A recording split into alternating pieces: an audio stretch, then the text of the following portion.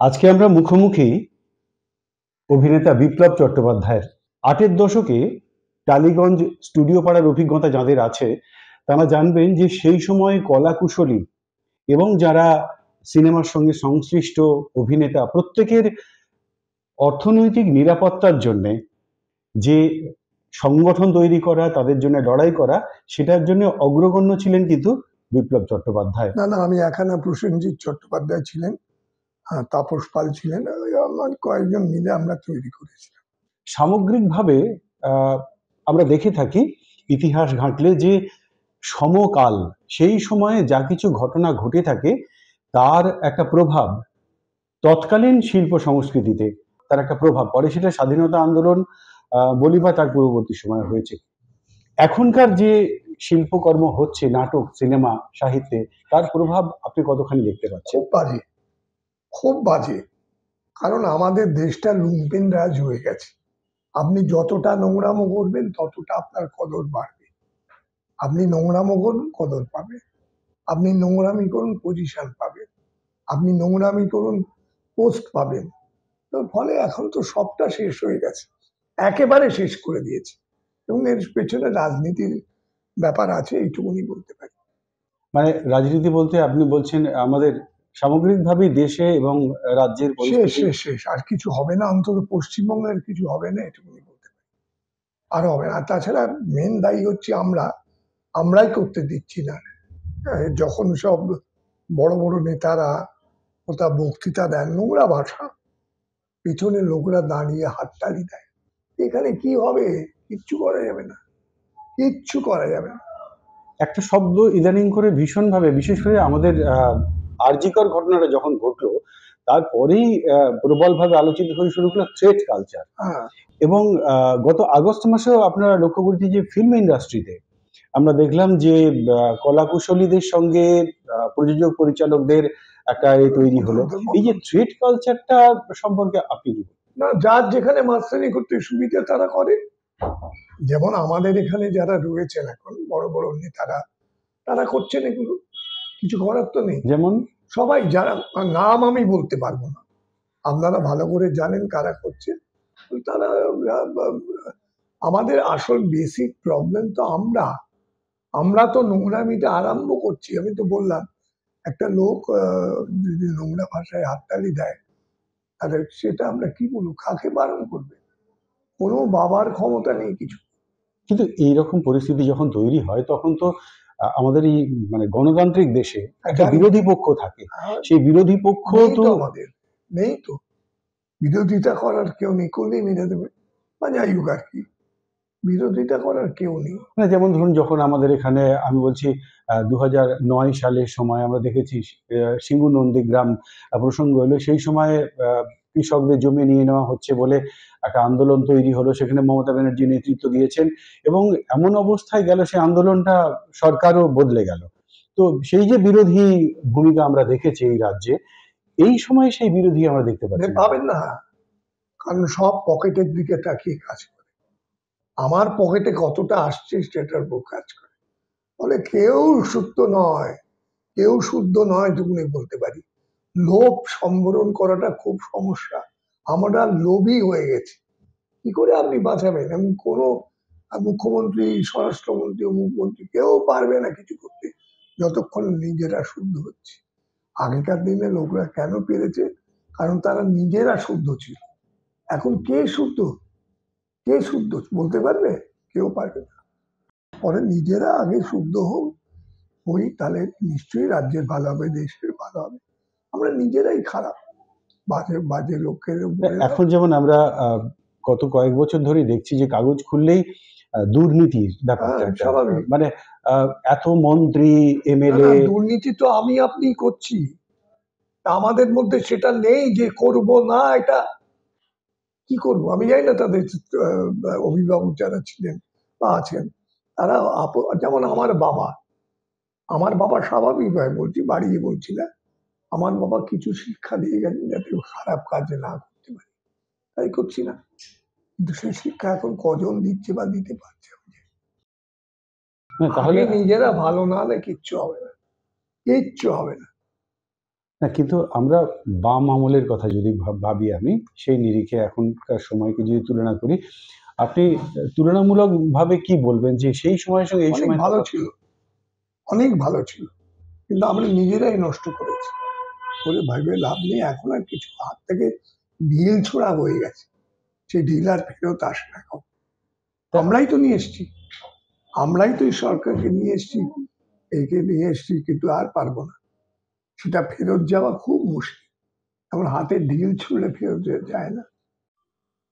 ৬-৭-এর দশকে আমরা আমাদের দেশে এবং রাজ্যে যেভাবে আমরা খাদ্য আন্দোলন থেকে বা অন্যান্য বিভিন্ন জায়গাতে আমরা বাম আন্দোলনকে যেভাবে প্রসারিত হতে দেখেছিলাম গ্রামে গঞ্জে শহরে, সেই পরিস্থিতিটা এখন তৈরি হচ্ছে না ওই কেন? তো বলছি, বাম আন্দোলন যখন হতো, আজকে কি সেই লোকগুলো আছে?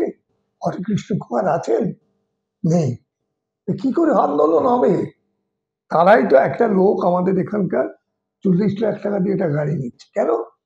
গাড়িটা তো দরকার তার যাতায়াতের জন্য, 4টে চাকা সহ। কিন্তু 40 লাখ টাকা দিয়ে তার সমালোচনা হবে না? কেন হবে না? আমার তো গাড়িটা দরকার যাতায়াতের সুবিধের জন্য, 4টে চাকা থাকলেই তো হলো। এইগুলো তো বলে লাভ নেই। ধরুন ভোটের প্রচারের ক্ষেত্রে এখন যে বিপুল পরিমাণ বহর আমরা একটা হ্যাঁ, প্রচারে ওই তো দেখতে পাই, সেই জায়গাটা বাড়াবাড়ি করছে, বাড়াবাড়ি করছে। কাজের কাজ কিছু হচ্ছে না, কোনো মানুষকে শুধরাতে পারছে না, বরঞ্চ উল্টো করে বলছে যে তোমরা চুরি করো, এইভাবে আর কি, মানে অসাধু উপায়টা শিখিয়ে দিচ্ছে। ধরুন এখন তো গ্রামগঞ্জে বিনা পয়সায় চাল দেয়া হচ্ছে রেশনে। সেই ঔষধ বিনে পয়সার চাল তো দিচ্ছে, আমি জানি না কি সব হচ্ছে, কিন্তু তারপর কি হচ্ছে সেগুলো দেখুন, ভেতরে কি হচ্ছে কেউ তো এখন তো শহরে অনেকগুলো জায়গাতে আছে ৫ টাকার বা ৬ টাকার মধ্যে তো ডিম ভাত মানুষকে একটা হচ্ছে খাবার না যে তা দেয়া না, হয়। কিন্তু তো তার মধ্যে কতটা চলে যাচ্ছে সেটা দেখুন আবার। এইখানেই সমস্যা। আমার যদি দায়িত্ব থাকে লোকগুলোকে 4টে করে ডিম দাও, এবার আমি ধরুন 3টে ডিম দিলাম, একটা দিলাম না, কে আটকাবে? কোনো মুখ্যমন্ত্রী, কারো স্বরাষ্ট্রমন্ত্রীর দায়িত্ব নেই আটকানো, নিজেকে আটকাতে হবে। নিজের লোভটা সম্বরণ করতে হবে, না করলে হবে না। আমরা লোভী হয়ে গেছি। এই লোক, একটা কথায় আছে, লোভে পাপ, পাপে মৃত্যু, কথাই তো আছে। আমরা লোভী হয়ে গেছি। এবার একটু চলচ্চিত্র প্রসঙ্গে আসি। বলুন। আহ, এই ফিল্ম ইন্ডাস্ট্রিতে যে এই ইদানিং করে আমরা থ্রেড কালচারের কথাটা আলোচিত হচ্ছে, এবং কিছুদিন আগে আমরা লক্ষ্য করি যে ফেডারেশনের সঙ্গে প্রযোজকদের যে আলোচনা, যে এতগুলো লোককে আপনাকে নিতেই হবে। এরকম ছিল না, আমরা মিলেমিশে কাজ করতাম। কেন, আমি কাকে নিয়ে কাজ করবো? আমার ক্যামেরাম্যান, অ্যাসিস্ট্যান্ট ডিরেক্টর, এরা কিন্তু আমি বুঝবো, ডিরেক্টর বুঝবে। সেখানে আমি কেন গাইড জুড়ে বলবো? এখন ওই যে রাজনীতি, রাজনীতি একটা লোককে ঢুকে গেলো, সে বলবে এটাই হবে, ওটা হবে, তবে এইভাবেই চলবে। ধরুন আমি বলছি মৃণাল সেন, সত্যজিৎ রায়, ঋতিক ঘটক, তারা তো এদেরকে নেই কি কেউ। এরকম না, এদেরকে কি এরকম কোনো পরিস্থিতির সম্মুখীন না, হতে তখন তো হয়েছিল? ছিল না এই নোংরামি গুলো, তখন নোংরামি ছিল না, কাজের একটা পরিবেশ ছিল, থাকতো। কিন্তু এখন তো নেই সেটা। এখন আমার এলাকায় কজন আছে, আমার এখানে কজন ঢুকলে সেটা দেখবে আর কি। এরকম ভাবে কাজ হয়। আরেকটা সময়ের কথা বলি। আহ, এটা ধরুন 4-এর দশক থেকেই শুরু করছি। সেই সময়ে আহ, তেভাগা আন্দোলন হয়েছে। তার পরবর্তীকালে আইপিটিএ তৈরি হয়েছে। সেখানে বলরাজ সাহানি, তার পরবর্তী হ্যাঁ, আমাদের এখান থেকে সলিল চৌধুরী, হেমাঙ্গ বিশ্বাস, আহ, শম্ভু মিত্র পরবর্তীকালে এসেছেন। এরকম দিকপাল সমস্ত গীতিকার, সুরকার, সবাই। নাটকের লোকজন, সিনেমার লোকজন, তারা সবাই মাঠে ময়দানে নেমেছেন। মানে আমি বলতে চাইছি যে দেশে যখন কোনো একটা অরাজকতা তৈরি হয় বা অন্ধকার সময় আসে, তখন এই সমস্ত ক্ষেত্রের মানুষরা মাঠে নামেন। শুনুন, মানুষের শীত দ্বারাটাকে দরকার, বুঝেছেন? মানুষের শীত দ্বারা দরকার, সোজা হয়ে কথা বলা। যেমন আমি বাড়াবাড়ি করে বলছি না, আমার কাছে এই দল বদলের সময় টাকা নিয়ে তো এসছে, কিন্তু আমাকে তো নড়াতে পারলো না। এটা কোন সময়ের কথা বলছেন? যেখানে হোক, আমার কাছে এসছিল, আমি বলবো না কে বা কারা, কিচ্ছু বলবো না, এসছিল। বললাম না, আমি যাবো, কিন্তু আমার বাবা মায়ের নামটা পাল্টে ফেলবো, আমি নিশ্চয়ই যাবো। তবে এখন সবাই টাকার জন্য চলে যাচ্ছে, টাকার জন্য। 4টে টাকা পেলেই, আমি একটা নাটক করেছিলাম অনেকদিন আগে, সেখানে দেখিয়েছেন, স্বর্গের একটা ব্যাপার ছিল। তো সেখান থেকে গেছিলাম, এই যমদূতরা যে স্ট্রাইক করে বলছে আর কি, থলে করে টাকা ছুঁড়ে দিচ্ছে, তারা জিভে চেটে টাকা তুলছে। হবে, একজন 4 টাকায় রাজি না হলে 6 টাকা দিচ্ছে, রাজি হয়ে যাচ্ছে। কিছু করার নেই। কোনো মুখ্যমন্ত্রী, স্বরাষ্ট্রমন্ত্রী, বিত্তমন্ত্রী কেউ পারবে না ঠিক করতে। না, তাহলে কি সিস্টেমের মধ্যে কোথাও? সিস্টেমটাই তো গন্ডগোল, সিস্টেমটাই গন্ডগোল। আগে বলুক না যে তুমি দল বদল করতে পারবে না, করবে না, কারণ সবাইরই গায়ে টান আছে, সবাইরই টান আছে। ওখানে গেলে আমি টাকা পাবো বেশি, ফলে করবে না। এখন সেটা না করলে তো কিছু হবে না। না, সেইভাবে ধরুন বুদ্ধিজীবী যারা বিভিন্ন সময় বুদ্ধিজীবী বলে মাঠে কেউ নামতো, আছে বলে আমি মনে করি না, মনে করি না। আমি গুণী মানুষ সমাজে যারা গুণী এগিয়ে মানুষ আছে থাকতেন, নিশ্চয়ই, কিন্তু বুদ্ধিজীবী বলে কেউ আছে আমি মনে করি না। বুদ্ধজীবী সব বুদ্ধ হয়ে গেছে। ওই তো বললাম, টাকার কাছে সবাই শায়েস্তা। টাকা দাও কাজ কর, টাকা দাও কাজ কর, ব্যাস। যদি আপনাকে জিজ্ঞাসা করি, আমাদের এখানে মুখ্যমন্ত্রী আপনি যাদেরকে দেখেছেন, বিধানচন্দ্র রায় থেকে শুরু করে তারপরে জ্যোতি বসু, বুদ্ধদেব ভট্টাচার্য, এখন আমাদের রাজ্যের মুখ্যমন্ত্রী মমতা ব্যানার্জি, বিরোধী নেত্রী হিসেবে তিনি খুবই জনপ্রিয় ছিলেন, রেলমন্ত্রী হিসেবেও তিনি প্রচুর কাজ করেছেন। তো এই কয়েকজনকে যদি আপনি বলতে চাই, আপনি কাকে সবার আগে রাখবেন আপনার পছন্দের জায়গায়? জ্যোতিবাবু, জ্যোতিবাবু গুড অ্যাডমিনিস্ট্রেটর ছিলেন। বুদ্ধ লোকটা খুব ভালো মানুষ, কিন্তু he was not at all a good administrator. Good administrator হতে হয় করতে, কড়া হাতে দমন করতে, সেটা উনি সংবেদনশীল ছিলেন, উনি পারতেন না। আমায় পরিষ্কার বলেছিলেন যে ওই আমার সামনে এইসব করলে ভালো লাগে, কি করে হবে? উনি ভালো মানুষ ছিলেন। আমি সাহিত্যিক, আহ সংবেদনশীল, সবই মানলাম, কিন্তু সেভাবে তো হয় না। রাজ্য চালাতে গেলে কঠিন পরিস্থিতির মধ্যে চালাতে হয়। এবার একটু দেশের প্রসঙ্গে আসি। অনেকেই বলে থাকেন যে ব্যাপারটা, যে এই মুহূর্তে আমাদের দেশে একটা সাম্প্রদায়িক একটা ভেদ নীতির একটা ভীষণভাবে আসছে, যেখানে মন্দির মসজিদ কালচার, ধর্মীয় মেরুকরণের একটা প্রবণতা তৈরি হয়েছে দেশে। আপনি কি মনে করেন সেরকম কিছু? 100 বার হচ্ছে তো, আমরাই করছি এগুলো। এই যে এত ধর্মীয় সংস্থা রেখেছি, কেন কেন রেখেছি?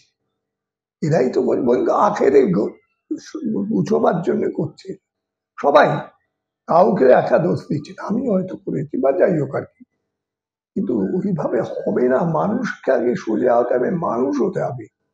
মান সম্পর্কে যাদের হুঁশ আছে তারাই মানুষ। আগে মানুষকে সোজা হতে, আমাদেরকে সোজা হতে হবে, চিন্তারা সোজা রাখতে হবে, নইলে কোনো দেশের কোনোদিন উন্নতি হয়। আমরা দেখতে পাচ্ছি বাংলাদেশে ক্ষমতা বদল হয়েছে, সেখানেও অনেক বিভিন্ন রকম আমরা দেখতে পাচ্ছি, যতটুকু খবর আমাদের এখানে আসছে, যে একটা ধর্মীয় বাতাবরণ তৈরি হচ্ছে, ওখানে একটা প্রোগ্রেসিভ অংশ রয়েছেন। এই তো বলছি, যেটা হচ্ছে আমরাই তো তৈরি করছি, তখন তো বারণ করছি না কেউ। এই যে ভদ্রলোক এসে মোহাম্মদ ইউনিস, এই ভদ্রলোক, আমি তো শুনছি হি ইজ ম্যাক্সিমাম করাপ্টেড। এখন কি বলবেন আপনি? সে তার আখেরটা গুছোবার চেষ্টা করছে, কাজ হয় না। আমাকে তাহলে যদি সত্যি রাজ্যের দেশে ভালো করতে হয়, আগে নিজেকে সৎ হতে হবে। বিধানবাবু ছিলেন তাই হয়েছে, যদিবাবু ছিলেন তাই হয়েছে। তাহলে এইরকম একটা পরিস্থিতি থেকে বেরিয়ে আসার একটা তো, আমাদেরই বেরোতে হবে। আমাকে তো বললাম আপনাকে, আমার বাড়িতে বসে টাকা নিয়ে অফার করেছে, আমি যাইনি। কজন পারবে? সুটকেস ভর্তি টাকা এনেছে, কি বলবো আমি যাইনি। আমার সে কলেজে চলে আছে, বাবা মায়ের শিক্ষা দীক্ষা আছে, সেই জন্য। এটা হচ্ছে মজা। নেতৃত্বের জায়গাটা কি সম্পর্কে আপনি নেতৃত্ব একটু? তো নেই এখন, একদমই নেই। নেতৃত্ব ডেফিনেটলি থাকা উচিত একটা কড়া হাতে, এবং ওই এতগুলো দল নিয়ে কাজ করা মুশকিল, কেন প্রত্যেকে মন রাখতে হবে। 15 জনের দলে মন রাখা মুশকিল। আমাকে ওই মন্ত্রিত্ব দাও, ওই মন্ত্রিত্ব দাও, আমি চলে যাবো, নইলে মুশকিল, এরকম হলে হয় না। মানে আপনি কি মনে করছেন যে বামপন্থীদের মধ্যেও এরকম একটা নৈতিকতার? সব সব বামপন্থী ডানপন্থী বলে কেউ নেই, মালটা ছাড়ো হয়ে যাবে সব। এই সমকালকে নিয়ে মৃণাল সেন যেভাবে কথা বলেছেন, ঋত্বিক ঘটক যেভাবে কথা বলেছেন, মৃণালদা তো সাংঘাতিক একেবারেই রাজনৈতিক বক্তব্য। একদম। তাহলে এখনকার ছবি থেকে আপনি সেই রকম না, রাজনৈতিক দেখি না, বক্তব্য? দেখি না। এখনকার ছবি নাচ গান আর আকাশে উড়ে যাওয়া ছাড়া ফাইট কেউ করে না, কেউ করে না। ভারতীয় ছবির ক্ষেত্রে কি রকম? ভারতীয় ছবি আমি সেরকম ভাবে দেখি না। হিন্দি ছবি কিন্তু একটা দিকে আমি বলবো, মনোরঞ্জনের দিক দিয়ে হিন্দি ছবি আমাদের থেকে বেটার, অনেক বেটার, এইটুকুনি বলতে পারি। আমি একটা অনেকদিন আগে একটা ছবি ছিল, ওম পুরী সাহেব ছিলেন আর অশ্বিনী ভাবে বলে এক ভদ্রমহিলা আছেন, মারাঠি। তো ওই কারাপশনের ব্যাপারে ছিল। তো সেখানে ছিল ওই ওম পুরী যে পাঠটা করেছিলেন, একটা কারাপ্টেড পলিটিশিয়ান। অশ্বিনী ভাবে যে পাঠটা করছে, বই পেয়েও গিয়েছিল, তিনি ওম পুরীর যে চরিত্রটা করতে পুরুষাঙ্গটা কেটে দিয়েছিল। আজ পারবে কেউ? কেউ পারবে করতে? আমাদের কিন্তু নানা ধরনের ব্যাপার আছে, না এটা হলে হবে না, ওটা হলে হবে, সব লেখাপানা। আপনি যথেষ্টই সচেতন, সজাগ আছেন সমকাল নিয়ে এবং সময়কালের যে কাজ সেই সময় নিয়ে, রাজনীতি নিয়ে। আপনাকে যদি এরকম একটা বিষয় বলা হয় এই সময় নিয়ে একটা কাজ করতে, নাটক অথবা সিনেমা, আপনি কোনটাকে বেছে নেবেন? নাটক তো করেছি আমি, একটা আবাসন প্রকল্প ওই রোটিং এর ব্যাপারে আর কি দেখিয়েছি, কিন্তু কেউ দেখে না, দেখে না কেউ। কি বলবো আমি? আমায় দেবে নাটক করতে? দেবেই না, পয়সাও পাবো না, এমনিও দেবে না। সিনেমা যদি আপনাকে করতে বলা হ্যাঁ, হয়? বললাম তো, আমি নিশ্চয়ই চেষ্টা করব, কিন্তু কে দেবে? আপনি ভুল করছেন। কোন লোকটা দেবে, কোন লোকটা দেবে? টাকাটা না, না এইসব চলে না, বলে দেবে, ব্যাস হয়ে গেল। এই সরকারের আমলে আমরা দেখেছি যে বহু ক্ষেত্রেই পুরস্কারের পরিধিটা অনেকটা বেড়েছে, অনেককেই সম্মান দেওয়া হয়েছে, টাকা পয়সা দেওয়া হয়েছে, আহ, বঙ্গবিভূষণ বলুন বা অন্যান্য শিল্পের বিভিন্ন ক্ষেত্রে। আপনাকে কি সিনেমার জন্য কোনো পুরস্কার না, দেওয়ার কেন কথা? দেবে? আমি সরকারের তাবেদার? তা তো নই, তাহলে আমায় দেবে কেন? কি মুশকিল? আমায় দেবার কোনো কারণ নেই, বরং আমি সমালোচনা করবই, করবই আমি। তাহলে এখনো পর্যন্ত সরকারি তরফে কোনো সম্মান আপনাকে দেওয়া হয়নি? দেবে কেন? আমি কি সরকারি প্রোপাগান্ডা করছি? করছি না। আমি বলবো যেটা সত্যি কথা বলবো, তাতে সরকারের কি হলো না হলো আমার জানার দরকার, সোজা কথা। এরকম স্পষ্ট কথার মানুষ বিপ্লব দা আসলে একটা যন্ত্রণা থেকে বলছেন যে নেই, আসলে উনি বলছেন যারা আছেন তাদেরকে উনি বোধহয় আহ্বান জানাচ্ছেন যে তারা এগিয়ে আসুন এবং স্পষ্ট কথা বলুন, সত্য কথাটা বলুন। তাই কি বিপ্লব দা? আমি জানি না, সত্যি কথাটা বলা উচিত। আমরা তো ছোটবেলায় পড়েছি সদা সত্য কথা বলিবে, আমরা কি বলি? বলি না। হ্যাঁ, কাজের ক্ষেত্রে হয়তো অল্প বিস্তর মিথ্যে বলতেই হয়, কিন্তু সবসময় কেন বলবো? কেন বলবো? ভালোকে ভালো, খারাপকে খারাপ বলতে অসুবিধেটা? না, মানুষের মধ্যে কি একটা ভয় কাজ করছে বলে ভয় তো মনে হয় আছে, আপনার? নানা দুর্বৃত্তায়ন ব্যাপার আছে, ভয় তো আছে, নিশ্চয়ই আছে। এই সময়কাল নিয়ে যদি আপনাকে একটা সিনেমা করতে বলা হয় আপনাকে, আপনি করবেন তো? 100 বার করবো। এখন আমার সে তাকত আছে, কিন্তু আমি মিথ্যে কথা বলতে পারবো না, মিথ্যে কথা বলতে পারবো না। যেমন আমি এক্ষুনি বলি একটা ব্যাপারে, মনোজদার কাছে, মনোজ মিত্র মহাশয়, তার কাছে একটা অসাধারণ নাটকের ইচ্ছে, জানি না কে ওরা করেনি, কেউই করেনি, কেন করেনি জানি, কিন্তু বিউটিফুল নাটকের ইচ্ছে। জানি না, কেউ না কেউ করবে হয়তো কোনোদিন, এখনো করা যায়। মানুষের ইচ্ছে থাকলে, আসল হচ্ছে ইচ্ছে শক্তি, ইচ্ছে থাকলে উপায় হয়। ইচ্ছেটা কোথায়? ঋষি আছে, অবশ্য অনেকেরই আছে, তারা সেরকম ভাবে ব্যবস্থা করতে পারছে না, সেই জন্য হচ্ছে না। আমরা খুব তাড়াতাড়ি চাইবো বিপ্লবদার যে মনের ইচ্ছে, তার যে সত্যি কথা বলবার শিল্পের আঙ্গিকে, খুব তাড়াতাড়ি তিনি সেই কাজ একটা করবেন এবং দর্শকদের সামনে আসবেন। আমরা সমৃদ্ধ হব তার সেই কাজ দেখে। ভালো থাকুন বিপ্লবদা। নমস্কার, আপনারা ভালো থাকবেন, দর্শকরা ভালো থাকুক, ভালো কাজ করুক, ভালো ছবি দেখুক, ভালো সাহিত্য পড়ুক, ভালো গান শুনুক। এখন হেমন্ত দা বা জগন্ময় মৃত্যু জানি হোক, এইসব গান শোনা যায়? এখন ওই লাড়ে লাপ্পা না হলে ভাল লাগবে না, আমরাই করেছি। আপনার বিখ্যাত অভিনয় শকুনির পাশাতে তার কিছুটা অংশ কি একটু সম্ভব আমাদের? আমি চেষ্টা করছি। রাত দ্বিতীয় পর্ব, ধীরে ধীরে আমার রাজা হওয়ার রাত কেন শেষ হয়ে যাচ্ছে। কাল প্রত্যেকের দ্রুত ক্রীড়া, পাশা খেলা, আর কিছুক্ষণের মধ্যেই আমায় সবাই যাওয়ার জন্য প্রস্তুত হতে হবে।